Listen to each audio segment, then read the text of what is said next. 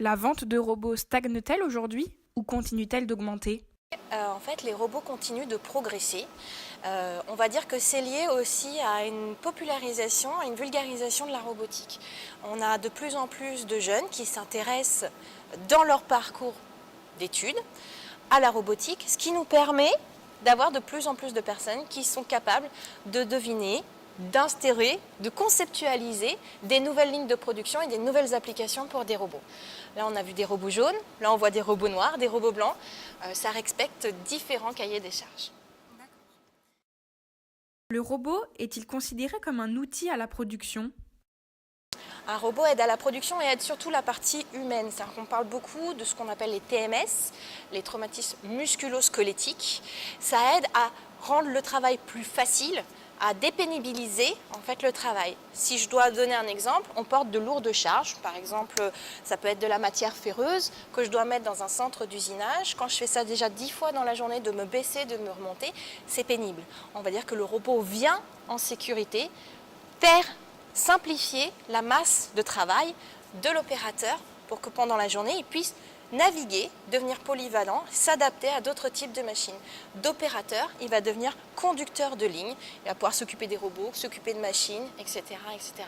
Ce qui est important aussi dans la sécurité, c'est que vous avez différents types de robots, différents outils qui permettent aussi de sécuriser la pièce produite.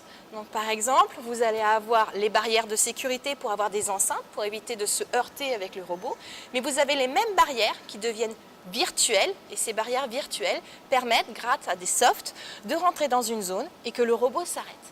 En ce qui concerne la sécurité des pièces, vous avez différents types de sécurité, c'est ce qu'on appelle de la qualification par exemple de pièces. Dans cette qualification de pièces, vous allez avoir besoin de vérifier qu'il y a un ébavurage qui a été fait proprement, vous allez vérifier que la pièce est lisse, ça peut être du polissage, et il y a des outils, grâce à Zeiss entre autres par exemple, qui permettent de compléter l'application du robot. Dans quelle mesure le robot respecte-t-il un cahier des charges? Alors, on va recenser les différents besoins d'un industriel, son fonctionnement d'entreprise. Donc, je vais prendre un exemple simple. Vous avez besoin de sortir X quantité de chocolat par jour, de les mettre dans des boîtes. On va dire que je vais devoir atteindre ce qu'on appelle ce temps de cycle pour optimiser la sortie de mes pièces, donc de mon chocolat si je reprends mon exemple.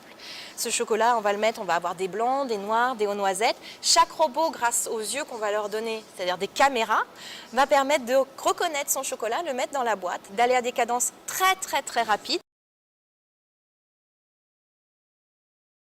et de les mettre dans les boîtes et de sortir ces boîtes dans la journée. Et ce cahier des charges va se compléter avec le fonctionnement de l'entreprise. En fonction de ça, je sais si mon robot, si ma ligne de production va être active 8 heures par jour, 24 par jour, 5 sur 7, 7 sur 7, en fonction du nombre de temps de production et de l'ouverture de l'usine. Tout ça va permettre de sortir des cadences de production et ces cadences de production font partie du cahier des charges.